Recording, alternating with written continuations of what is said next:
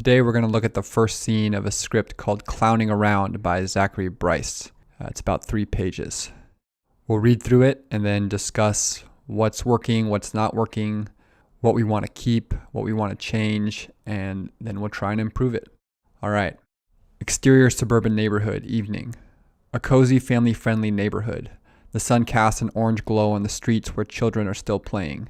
We see a nostalgic-looking car packed with 2 young men sitting inside. Interior Funzo's car, continuous. We see the 2 men. One of them, Funzo, is dressed up like a very authentic clown, while the other, Mr. Tongles, is sat there in a cheap, scary clown costume. Both men are insane. Funzo, early 20s, not your regular psychopath, hot-headed, roaring with toxic masculinity and self-absorption. Mr. Tongle, early 20s, thin, wiry, and hungry-looking. Which one are we going to do? Applying clown makeup. I don't know. It's your turn to choose. I don't mind. Don't fucking give me that. You clearly do care. Everyone has an opinion. There's no way you don't have a fucking opinion, alright? Funzo checks his makeup in the rearview mirror. Ah, fuck. Too much red. I look nothing like last time. Starts scrubbing it off and reapplying. Look, are you going to choose a house or not? Randomly pointing. Fine, that one. Can't do that one. Family's Asian. What's wrong with that? We just did an Asian family. If we do another Asian family, we stop becoming clown killers and we become Asian killers. Don't want the blacks and the whites to start feeling safe. That one? Sure, why not? We don't have to if... No, it's fine. Okay, you ready? Funzo starts adding the finishing touches to his clown makeup. Just a sec. Alright, let's go. Mr. Tongles puts on a cheap, scary clown mask. Funzo looks at it, disgusted. I thought I told you to dress up like a real clown. Yeah? So what's this shit, huh? What? I look like a killer clown. We're not meant to be dressed up as killer clowns. We're meant to be clowns that fucking kill people. Do you get me? Alright, I'll change now. No, it's too late. We need the kids to still be awake so they can hear it going down.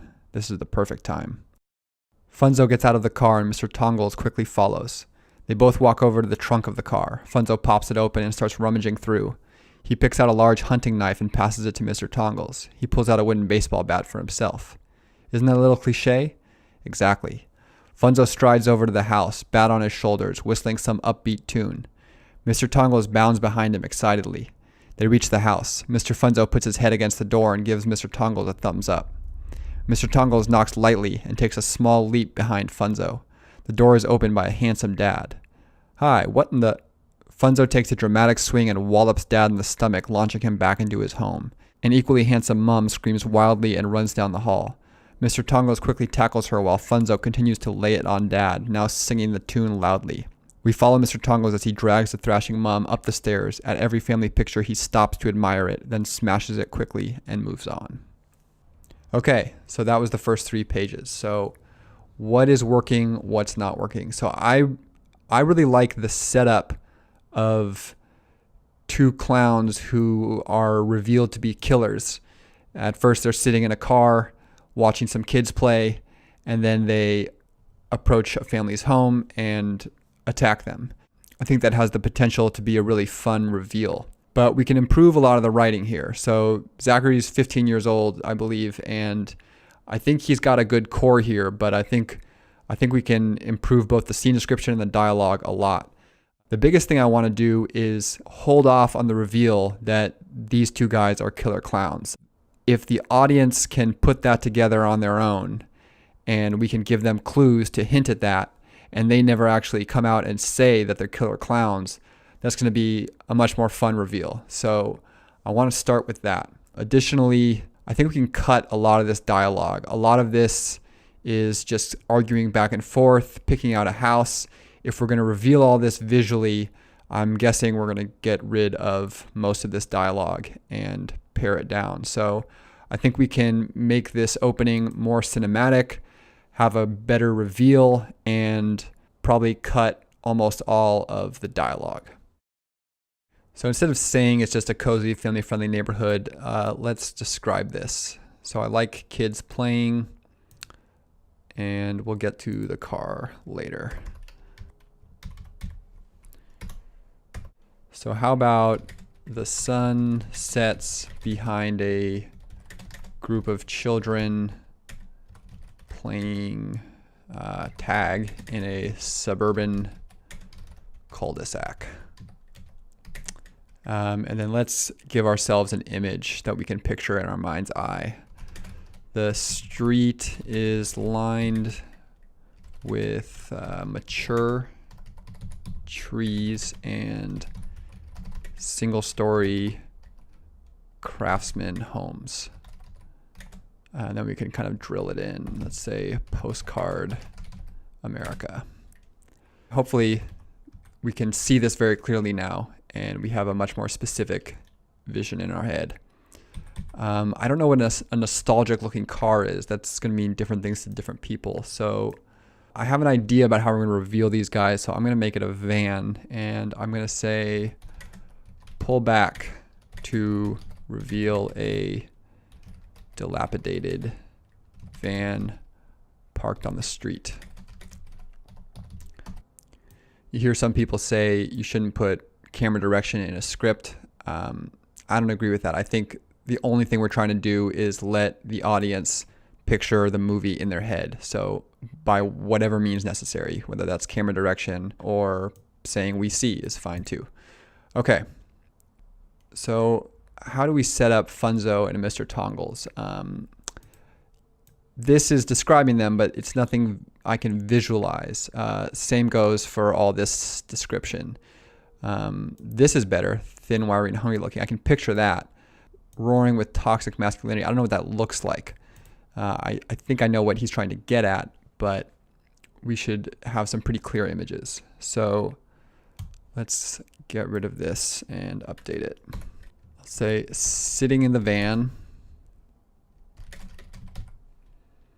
are two, I'm just going to boil all the description down to disheveled men in their early 20s.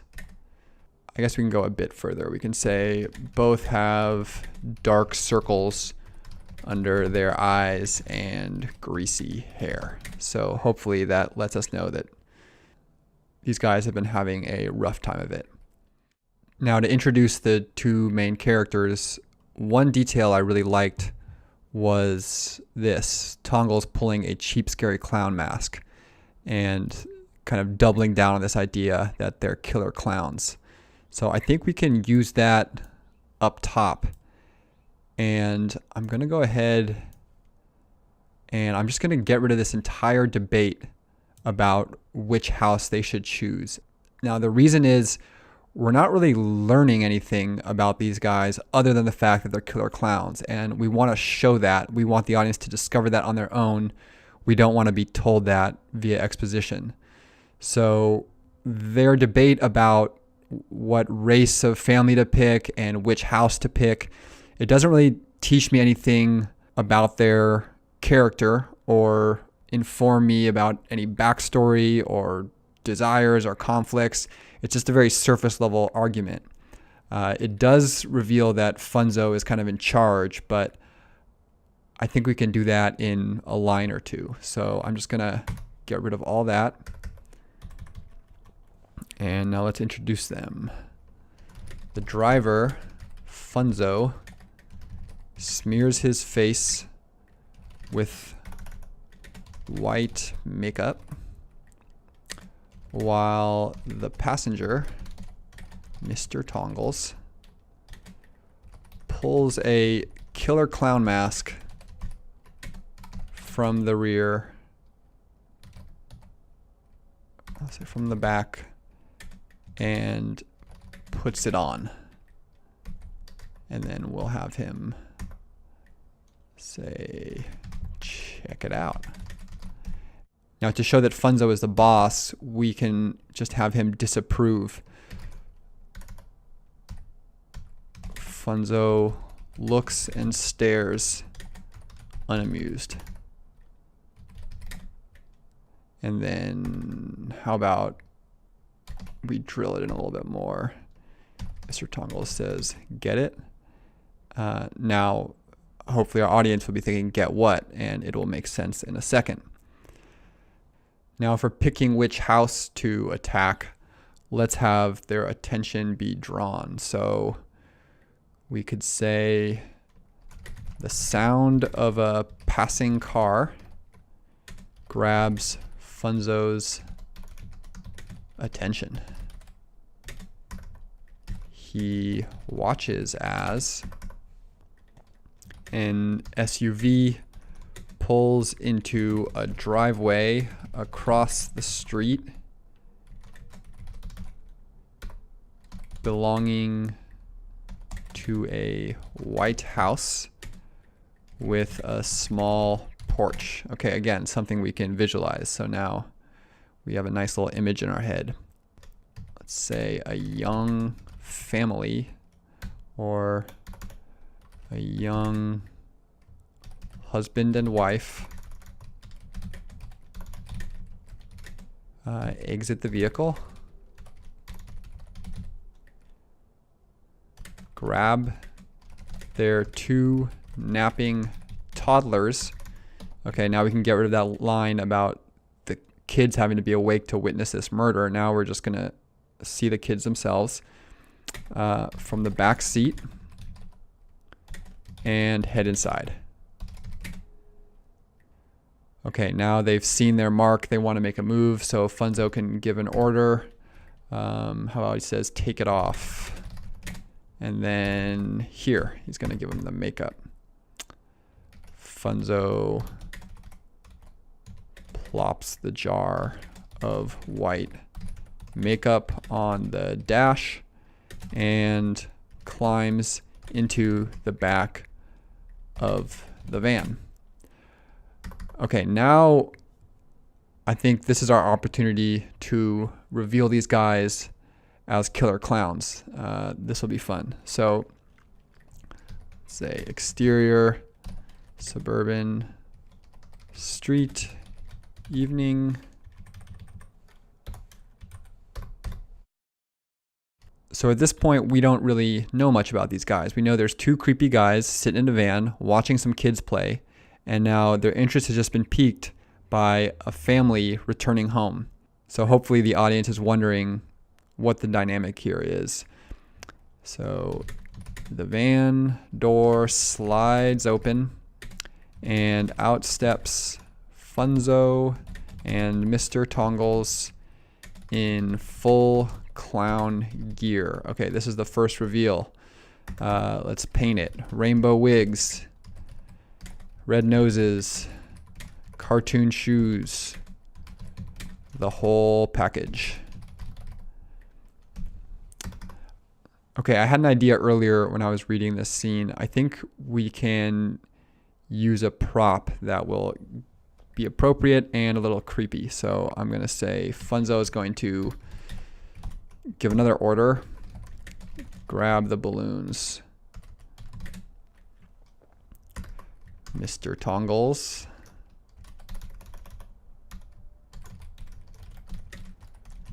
pulls 2 dozen helium balloons from the van and shuts the door behind him. Now, we started the script off with these kids playing, and I was thinking it might be nice to bring them back in somehow, since they were creepy guys and now we've just seen them come out as clowns.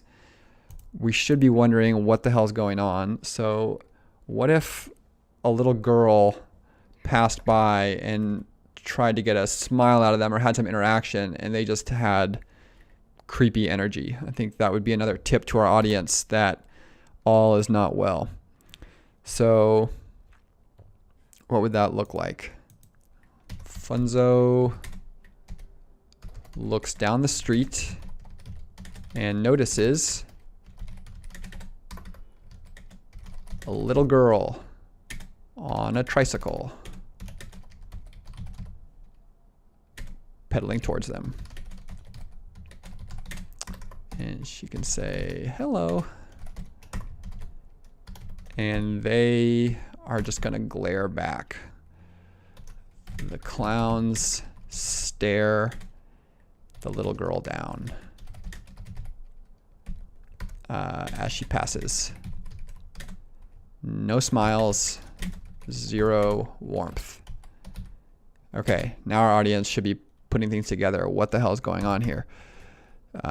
She's creeped out, so the girl picks up her pace and continues down the road, looking back over her shoulder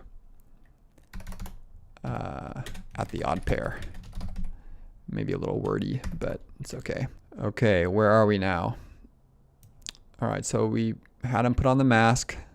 They've revealed themselves as clowns. I think we're going to hold off on seeing these weapons because we want to delay this reveal as much as possible. So there's still some hope that these guys aren't nuts, but it's not looking great. So we're going to delete all that. Okay, so now we have them approach. Okay, great. Funzo strides over to the house. Okay, well, no bat. The whistling, I might change that into a funny knock. I don't know why, but that's just my instinct. Cut to Funzo stepping onto the porch with Mr. Tongles trailing close behind, carrying the balloons. Funzo knocks a friendly tune, friendly jingle on the front door, and then steps back. And now let's lead our audience a little bit more, cracking his neck side to side, getting ready for something. Okay, here's my idea with the balloons paying off. So from across the street, the balloons completely block the view of the front door. And let's really tell our audience that we know what we're doing, and that's the whole point, ... Because, and here we go, Funzo pulls a baseball bat from his rainbow trousers and readies himself. As we hear Dad opening the door, opening the front door. And then he'll be perplexed by this. They didn't order clowns, so he takes in the scene and let's see, instead of having him be confused, what if he has good faith? What if he says someone's birthday? And here's our reveal for real. My guess is that if we just don't say dramatic and just reveal him attacking, it'll feel more dramatic. So let's just try and impart the feeling. Funzo uppercuts Dad with the baseball bat, knocking him out cold. And I think I'm going to leave Mom out of this because I think our balloon image can pay off further. So I'm going to delete this. Oh, also, something else I thought we could pay off is not only the balloons, but the killer clown mask. So what if Mr. Tongles pulls out the killer clown mask? Now the get it makes sense. Puts it on and follows Funzo inside. And then we can pay off our balloons again from across the street. Dozens of colorful balloons disappear inside the house. A moment later, The front door shuts. And all is quiet. All right, let's give the revision a read and then see what is working. Exterior suburban neighborhood evening. The sun sets behind a group of children playing tag in a suburban cul-de-sac. The street is lined with mature trees and single-story craftsman homes. Postcard America. Pull back to reveal a dilapidated van parked on the street. Interior Funzo's van, continuous. Sitting in the van are two disheveled men in their early 20s. Both have dark circles under their eyes and greasy hair. The driver, Funzo, smears his face with white makeup, while the passenger, Mr. Tongles, pulls a killer clown mask from the back and puts it on. Check it out. Funzo looks and stares, unamused. Get it? The sound of a passing car grabs Funzo's attention. He watches as an SUV pulls into a driveway across the street belonging to a white house with a small porch. A young husband and wife exit the vehicle, grab their two napping toddlers from the back seat, and head inside. Take it off. Here. Funzo plops the jar of white makeup on the dash and climbs into the back of the van. Exterior suburban street evening. The van door slides open and out steps Funzo and Mr. Tongles in full clown gear. Rainbow wigs, red noses, cartoon shoes, the whole package. Grab the balloons. Mr. Tongles pulls 24 helium balloons from the van and shuts the door behind him. Funzo looks down the street and notices a little girl on a tricycle pedaling towards them. Hello. The clowns stare the little girl down as she passes. No smiles, zero warmth. The girl picks up her pace and continues down the road looking back over her shoulder at the odd pair. Cut to Funzo stepping onto the porch with Mr. Tongles trailing close behind, carrying the balloons. Funzo knocks a friendly jingle on the front door and then steps back, cracking his neck side to side. From across the street, the balloons completely block the view of the front door, and that's the whole point. Funzo pulls a baseball bat from his rainbow trousers and readies himself as we hear Dad opening the front door. He takes in the scene. Someone's birthday? Funzo uppercuts Dad with the baseball bat, knocking him out cold. Mr. Tongles pulls out the killer clown mask, puts it on, and follows Funzo inside. From across the street, dozens of colorful balloons disappear inside the house. A moment later, the front door shuts. All is quiet. All right, so hopefully we've now written this in a way where we can clearly see all the visuals, the White House, the porch, the kids, the neighborhood, and look, we've cut this down to 1, 2, 3, 4, 5, 6 lines of dialogue. And ideally, it's a more enjoyable discovery. It's a better reveal of what these guys are up to, what their motivations are. And I think a lot of that has to do with the fact that we're never telling anyone. No one's announcing that they're a murderer. They're not coming out and just stating it. And we're not really finding out what's going on until the very end. That's when the payoff happens. That's when the balloons pay off, the bat pays off, the killer clown mask pays off, and we're able to piece the puzzle together and see the big picture. So that's what I like about this revision. Hopefully it's working. Another element I like is this little interaction with the little girl. I think it's a nice moment where we're kind of leading the audience, giving them more evidence that these guys are not well, and then paying that off. And when audience members have a hunch about something and then it's paid off, that's a lot of fun. Okay, thank you for watching episode 2 of Revising the Script. See you next time.